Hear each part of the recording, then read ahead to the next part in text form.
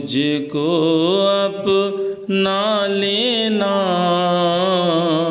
गुरुदेव दया करके मैं शरण पड़ा तेरी, चरणों में जगह देना।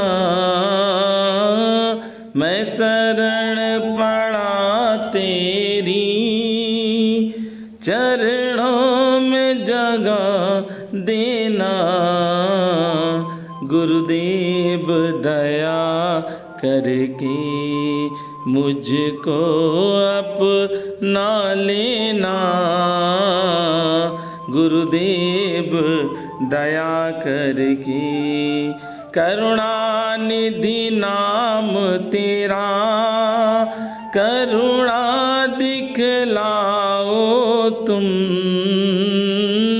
करुणानिधि नाम तेरा, करुणा दिखलाओ तुम।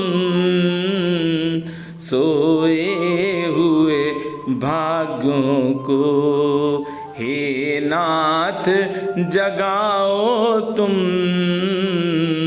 गुरुदेव दया करके मेरी नाव भंवर डोले, इसे पार लगा देना। मेरी नाव भंवर डोले, इसे पार लगा देना। तुम सुख के सागर हो, निर्धन के सहारे हो। गुरुदेव दया करके मुझको अपना लेना। जय बाबा की। बाबा महाराज के सारे भक्तजनों को मेरा प्रणाम। बाबा नीप करोरी महाराज की कृपा से आप सब बृहस्पतिवार की कथा सुनते हैं। जो बाबा के रंग में रंगा है उसी का जीवन है, बाकी तो सब राधे राधे। जितना हो सकता है दिन रात बाबा का स्मरण करते रहो। ये लिमिटेड सांसें हैं जो मिली हैं, कम से कम उनका तो फायदा उठाएं। भजन गाओ, हनुमान चालीसा गाओ, भगवान का नाम लो, गुरुदेव का सहारा लो, बस सब चकाचक हो जाएगा। और होता इसके विपरीत है। सुनते सब लेकिन करेंगे कुछ नहीं। करेंगे वही जिससे दूसरों को पीड़ा हो। इसीलिए भगवान की कृपा नहीं होती है। आज आप देखते हैं, प्राचीन समय में जाएं आप तो मंदिरों में इतनी भीड़ नहीं होती थी, पर आज मंदिरों में अपार भीड़ होती है। क्योंकि हम सुख पाने के लिए चाहते हैं। और वृक्ष कौन सा लगाते हैं? कांटों का।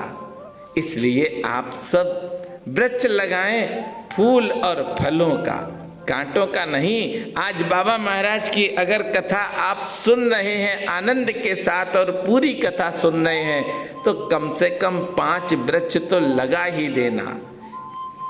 आज की कथा है अशोका दीदी की। अशोका दीदी ने कई भक्तों को बताया है और कई पुस्तकों में अशोका दीदी की कथाएं लिखी हैं। अशोका दीदी बाबा महाराज की अनन्य भक्त है। दीदी जितनी भी बातें बाबा की आपको दीदी से करनी है आप करते रहिए। दीदी भी करती थी और दीदी हमेशा महाराज जी की बातें करती करती खो जाती थी। बाबा महाराज की याद में ही रहती थी। बाबा महाराज की कृपा पात्र थी। महाराज जी की बातों में इस घर में जो बाबा महाराज का चर्च लाइन है, भक्तों के तांता लगे रहते थे। दृश्य और कभी भोजन प्रसाद के लिए बरामदे आंगन की तरफ इशारा करते हुए बाबा महाराज इशारा करते थे कि लाओ भोजन, लाओ प्रसाद।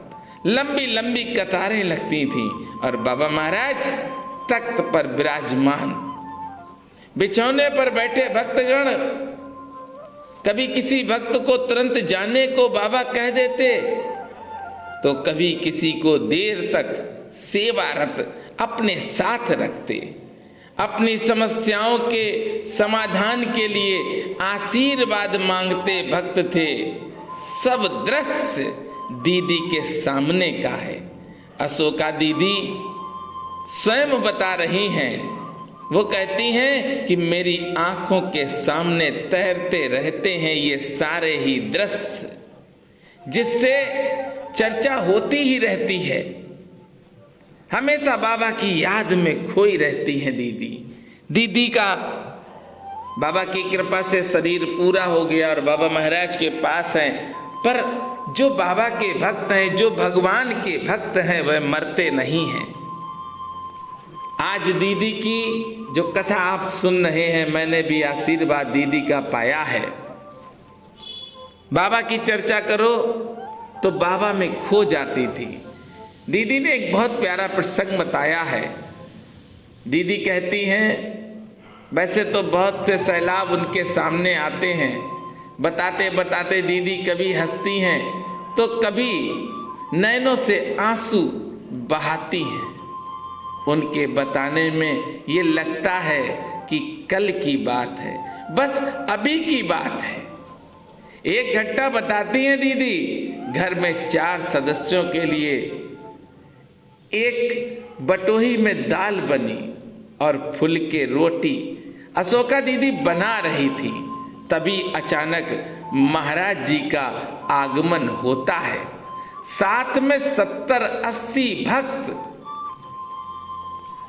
सभी प्रार्थना हाल में बैठ गए बाबा के साथ। महाराज जी का आदेश हुआ भोजन प्रसाद के लिए।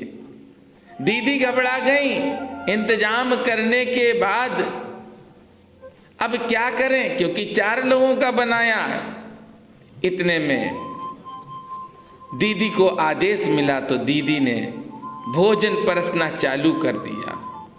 दाल थोड़ी सी थी और आटा भी 4 लोगों का था, पर देखिए बाबा के पास रोटी जाती है और दाल भी परसी जाती है तो बाबा अपने हाथ से रोटी उछाल उछाल कर देते हैं और बाबा के हाथ से जिन भक्तों को रोटी मिली वह सारे भक्त तृप्त हो गए। बाबा महाराज तख्त पर ही बैठे रहे। इधर दीदी जल्दी जल्दी रोटी बना रही और चिंता में लगी कि आटा तो लिमिटेड है और ये तो 70-80 भक्त हैं। पर विश्वास था दीदी को। दीदी को मालूम था कि बाबा जाने क्या करना है। जब कहा है बाबा ने, आदेश दिया है बाबा ने, मालूम भी है बाबा को कि 4 लोगों का भोजन है, ये 70-80 कैसे खा पाएंगे, तो अब बाबा ही जाने। दीदी अपना कर्म करती रही और बाबा महाराज तख्त पर बैठे बैठे रोटी को हवा में उछाल उछाल कर भक्त को दे रहे हैं। सारे ही भक्त तृप्त हो गए। तृप्त बाबा की कृपा से हुए हैं, रोटी से नहीं हुए। इधर जितनी दाल थी और जितनी रोटी बचनी चाहिए थी उतनी दाल बची रही और रोटी भी बची रही परिवार के सदस्यों के लिए। बाद में सबने बैठकर रोटी और दाल खाई। बाबा महाराज के सामने जब इन लोगों ने भोजन पाया तो बाबा हंस रहे थे। और बाबा हंसे क्यों? क्योंकि इनको चिंता हो गई थी कि आटा भी कम है और दाल भी कम है। पर दीदी को मालूम था, दीदी बाबा की भक्त रहीं और ऐसी भक्त हुई कि बाबा मैं हो गई। सब कुछ बाबा के सहारे उनका था। आज भी हम सब दीदी की याद करते हैं। 4 चर्च लाइन में जब कोई भी भक्त पहुंचता है तो बाबा की याद बाद में करता है, पहले अशोका दीदी की चर्चा करता है। यही है भक्ति। ऐसी भक्ति जो भी करता है उसके जीवन में सुख शांति रहेगी। भक्ति करो, आडंबरों से बचो।